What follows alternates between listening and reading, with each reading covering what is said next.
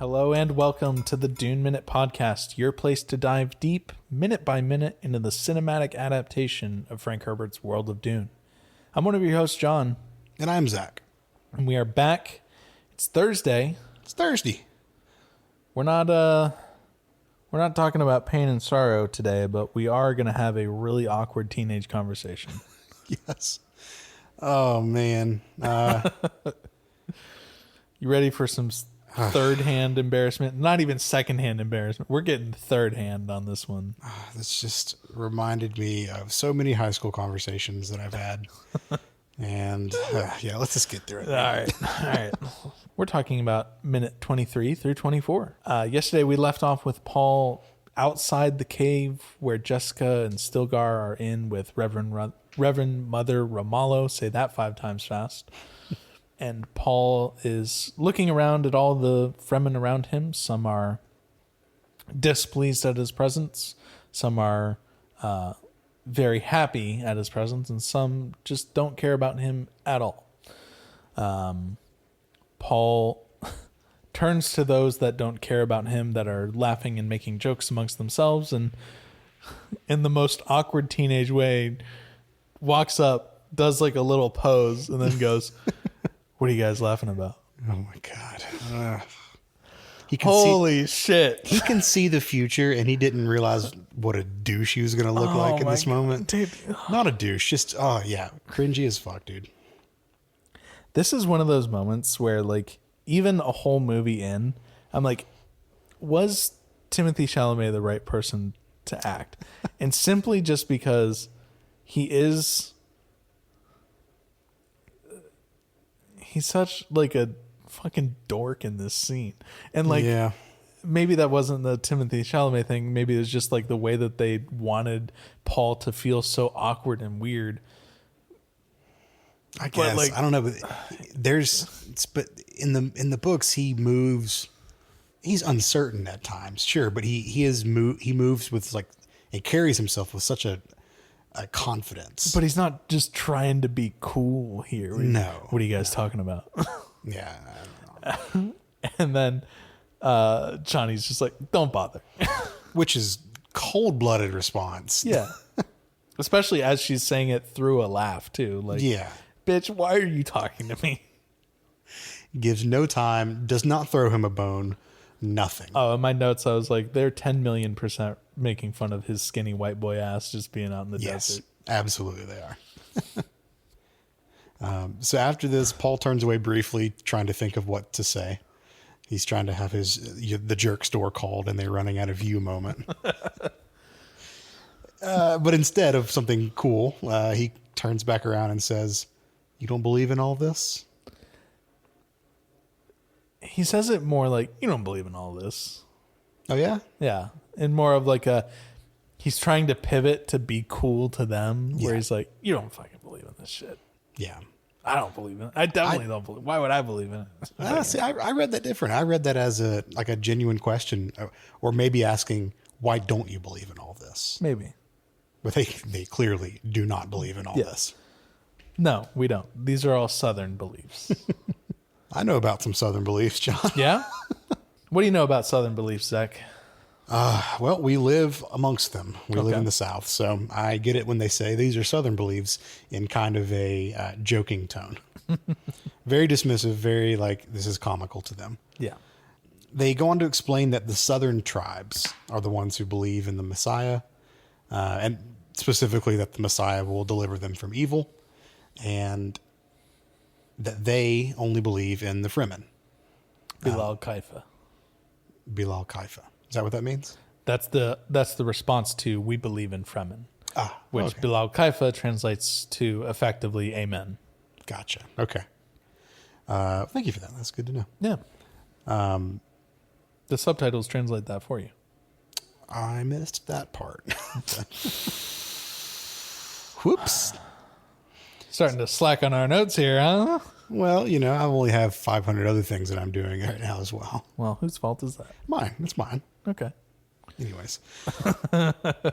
So this is really illustrating the difference between the younger crowd and the older crowd. We had talked about this a good bit before, but this is just more evidence that young people don't believe in this superstitious bullcrap. Yeah. But the older people are religious fanatics. That is the two camps that we are led to believe exist in this group. Yeah, and Chani does not mince words here either, because she immediately says, you want to control people, you tell them a Messiah will come, then they'll wait for centuries. Yep. Which is a very astute view of what's happening. Yeah. So at this time, Stilgar comes out of his cave. And now we must pray, is what Stilgar says. And I love that his attendant brings him a little pillow to kneel on. It's very cute. And he bows down into the end of the minute. Yep. So kind of a short minute. Well, 60 seconds. All 60 seconds, but this is a lot of conversation. Not a lot of this, or none of this really happens in the book. And I want to maybe spend some time talking about Chani. Okay. So I mentioned this yesterday, but book Chani and movie Chani are being portrayed in such a different light. And this is going to be something that I talk about through this entire movie. Sure. But because it's going to be very relevant throughout the entire movie. Yes, very much so. Chani in the books is very reverent. Like, she respects the culture. She respects the religion. Hell, she's reciting prayers during the Friend of Jameis scene or passage in the book. She's made a Sayadina, which is not a small deal. No. Like, that is very important in Fremen culture. Right. Hell, her father was Liet Kynes. Yeah. So to have Chani be so dismissive of the religion and the practices was certainly an interesting choice that they made for portraying her. Yeah. Do you think it's because they wanted to have some separation from her and Stilgar in terms of I think so. Yeah, I think you're right. Competing ideologies within Fremen culture? Yes, I think that's a good read on it. I think they wanted to put all of the religious fanaticism into one character, basically. One major character with their own posse of extras that sticks around. Correct. At least. Yeah, so in the movie, Stilgar is more than fervent for the both of them. Yeah. So, yeah, I guess it makes sense from that perspective, but it's just, time will tell how I feel about just the overall portrayal of Chani in the movie. And this is nothing to say about the acting. Zendaya's doing a wonderful job of this. But just the overall character of Chani is a little different, and I'm not sure it's a good change yet. I will definitely have a lot more to say later on. And I don't think... There's one scene in particular that I'm thinking of that is much later on, 100 plus episodes from now, kind of later on.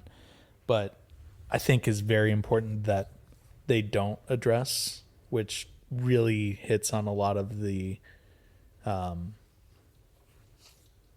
positions I feel about their portrayal of Chani in this movie. Okay. Well, I will wait with bated breath. Okay, cool. That's all I had. No major book notes right now. We'll get to those a little bit later. Okay. But anything else from your end? Yeah, just a real quick little more information that I held.